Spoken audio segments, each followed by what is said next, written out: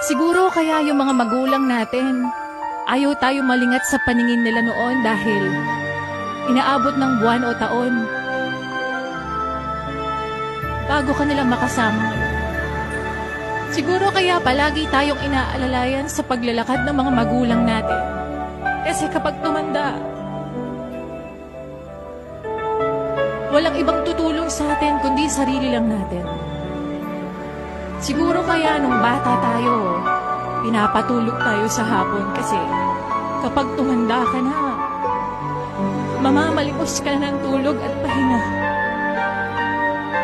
Siguro kaya pinapakain tayo ng masustansya noon para sa pagtanda mas malakas nating haharapin yung mga pagsubok ng buhay.